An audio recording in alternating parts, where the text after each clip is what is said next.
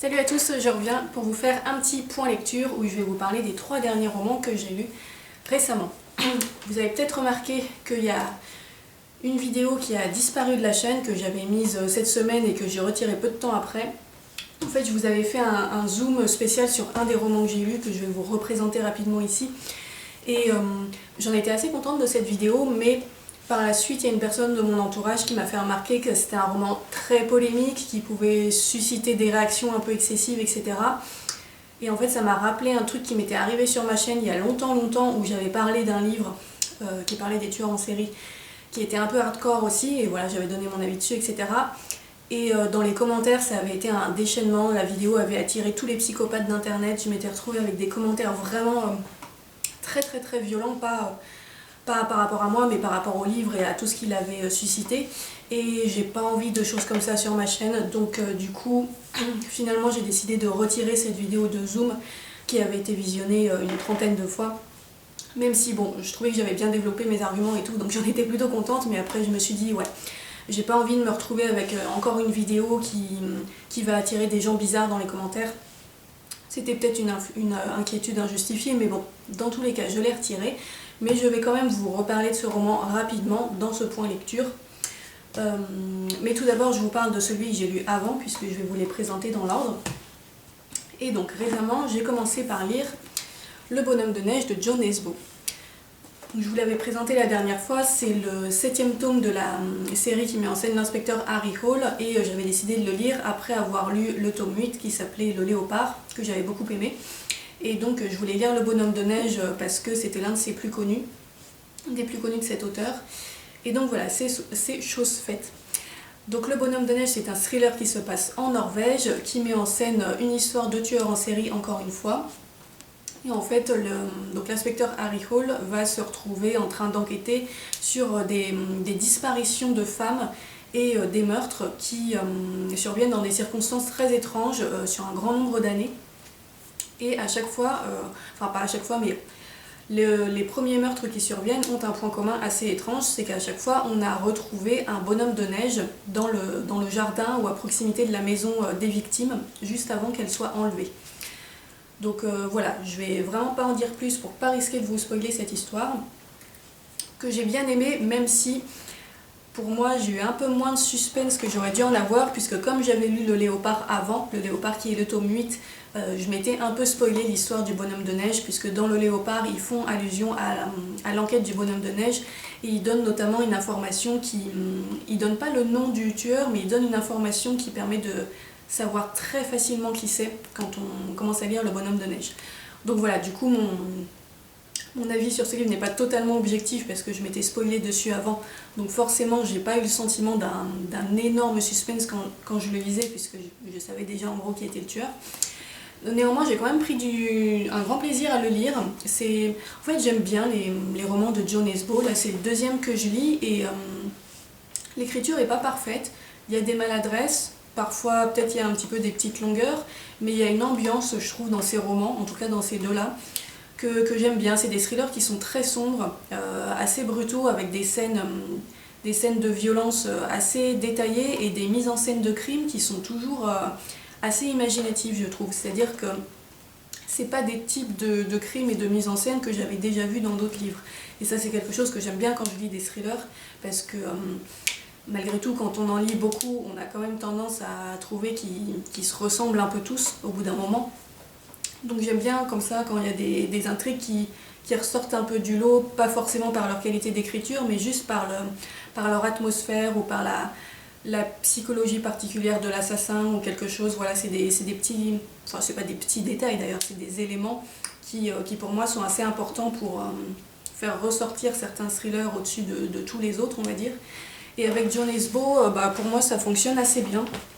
Voilà, ces 2 premiers livres, j'ai vraiment bien accroché. C'est des intrigues qui sont longues, complexes, avec beaucoup de personnages, beaucoup de fausses pistes. C'est pas forcément le style que tout le monde aime, parce qu'effectivement, on peut avoir l'impression que ça part un peu dans tous les sens parfois.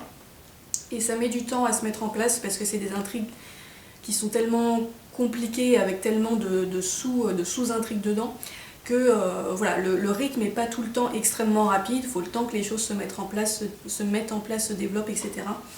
Moi personnellement j'aime plutôt bien.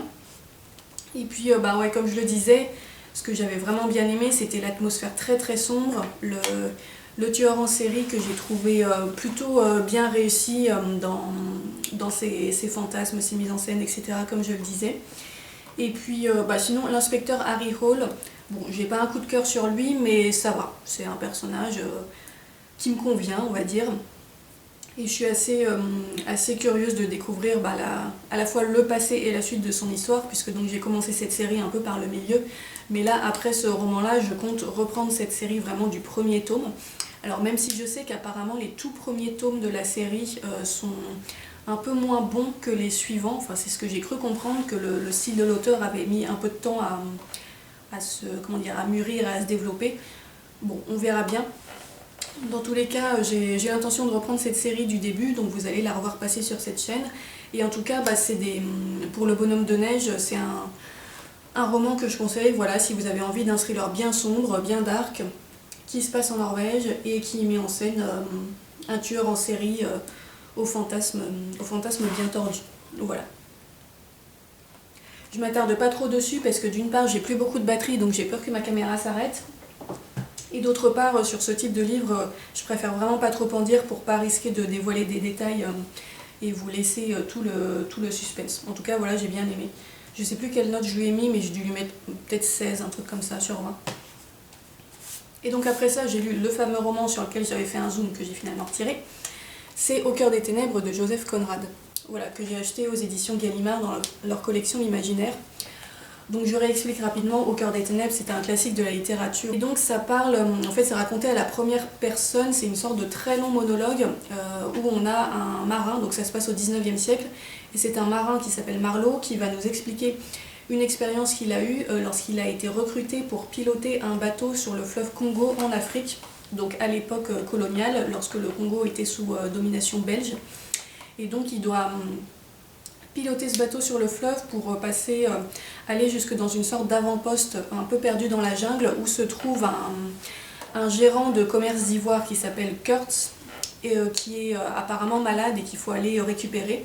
Et ce monsieur Kurtz a une réputation très sulfureuse auprès des colons qui sont présents sur place dans le pays.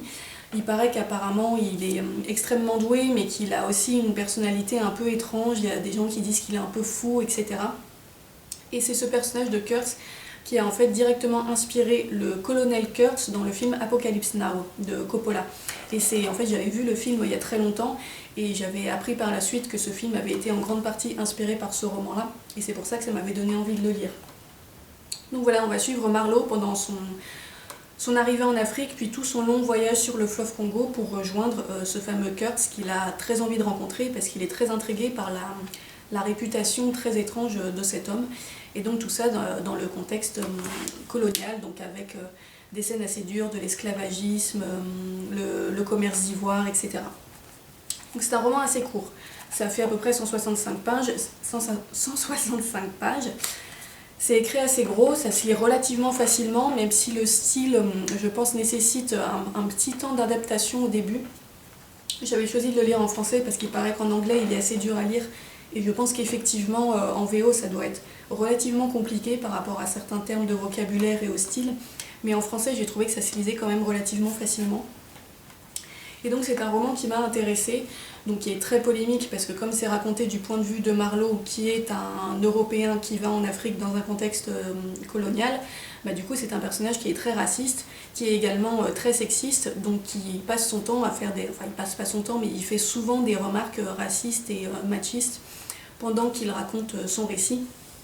Et donc c'est quelque chose qui peut fortement gêner beaucoup de lecteurs, mais néanmoins c'est un roman qui est intéressant parce que justement certains critiques pensent que c'est une sorte de critique déguisée du colonialisme. Donc en fait, alors je ne sais pas si tous les critiques sont d'accord avec ce point de vue-là, mais moi je ne serais pas étonnée effectivement que ce soit ça parce que j'ai eu le sentiment en lisant ce livre que Joseph Conrad mettait en scène un personnage raciste, mais de façon très sarcastique et ironique pour justement dénoncer cette situation, puisqu'en fait Marlowe lui-même, quand il est sur place là-bas, il prend assez vite conscience de l'absurdité de la situation. Il décrit les choses voilà, de façon souvent assez froide, mais avec une certaine ironie, un certain sarcasme. Et donc je pense que ce personnage Marlowe, malgré toutes ses idées préconçues, etc., a conscience qu'il y a quelque chose d'absurde dans cette situation et que tout cela n'a pas beaucoup de sens, quoi. Donc effectivement, je ne serais pas étonnée si ce roman était en effet une sorte de critique déguisée de l'impérialisme et de ce qui s'était passé à l'époque avec l'esclavagisme, etc. Mais c'est pas dit de façon directe en fait. C'est un livre où il faut essayer d'aller chercher un peu ce qui est caché derrière, il faut lire un petit peu entre les lignes. Au-delà de l'aspect qui paraît très choquant au premier abord, je pense qu'il y a un message caché dans le livre, mais qui n'est pas offert justement parce qu'il est caché. J'en dis un peu deux fois la même chose. Mais voilà, c'est un livre que j'ai trouvé intéressant. Après, il m'a quand même laissé un peu perplexe, notamment parce que je m'attendais à découvrir beaucoup plus en profondeur le personnage de Kurtz. Et je suis un peu restée sur ma faim par rapport à ça. J'ai trouvé finalement on ne le voyait pas beaucoup, qu'on n'en apprenait pas beaucoup à son sujet, donc ça m'a un peu surprise et voilà, j'ai eu le sentiment qu'il restait beaucoup de zones d'ombre, donc c'est au cœur des ténèbres, donc voilà, c'est resté assez ténébreux au final pour moi ce récit. Mais j'ai trouvé que c'était intéressant et que ça vaut la peine de faire l'effort d'aller le lire, même si c'est une lecture qui peut paraître très malaisante et dérangeante du fait de son sujet et du personnage principal et de ses points de vue. Je pense que c'est une lecture qui est intéressante à faire et que c'est bien parfois de se confronter un petit peu à ce genre de livres qui sont pas très confortables à lire si je puis dire, mais qui nous amènent à pas mal réfléchir, à les confronter à nos propres convictions et à apprendre à développer son esprit critique face à ça.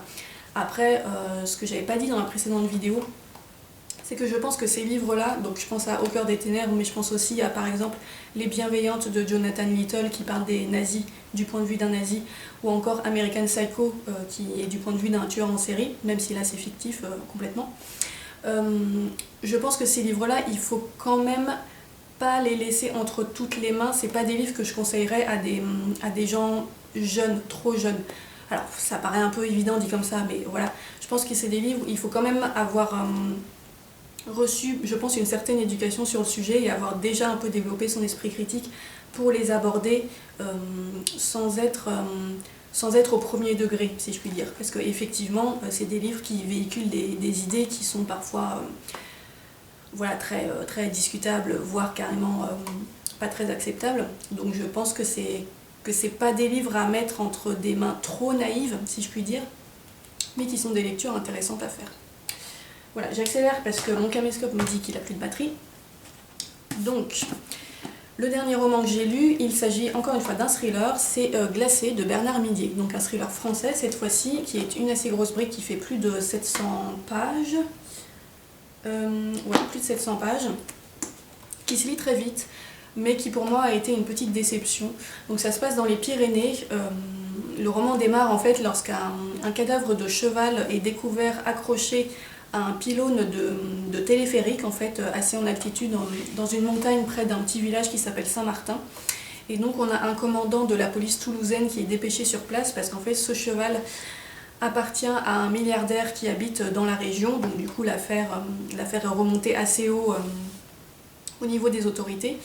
Et peu de temps après la mort de ce cheval, il y a d'autres crimes qui surviennent et il y a une intrigue un peu plus complexe qui commence à se dévoiler. Et donc le commandant Servaz va devoir voilà, découvrir qu'est-ce qui se passe dans cette vallée, pourquoi soudain il y a plusieurs crimes qui surviennent. Et voilà, encore une fois, je n'en dévoile pas plus sur l'histoire. Néanmoins, comme je le disais, j'ai été légèrement déçue par ce livre parce que j'ai trouvé que c'était beaucoup trop simple en fait. L'intrigue est très prévisible, j'ai deviné vraiment très vite qui était le coupable et quels étaient les principaux ressorts de l'intrigue. Donc ça, voilà, c'est toujours un peu décevant quand on sait tout de suite, surtout que là en l'occurrence je ne m'étais pas spoilée avec un autre tome comme j'avais fait pour le Dionesbo. Donc voilà, intrigue trop facile à deviner. Et j'ai pas accroché avec le style, j'ai trouvé qu'il y avait beaucoup de maladresse. Alors c'est le premier roman de l'auteur, donc peut-être que ça s'améliore par la suite. Et puis finalement les Dionesbo, il y avait aussi parfois des maladresses. Mais là j'ai trouvé qu'il y avait des trucs vraiment qui étaient un peu lourdingues quoi. En fait j'ai pas du tout accroché avec le commandant Servaz, qui est donc l'inspecteur principal de cette série je suppose.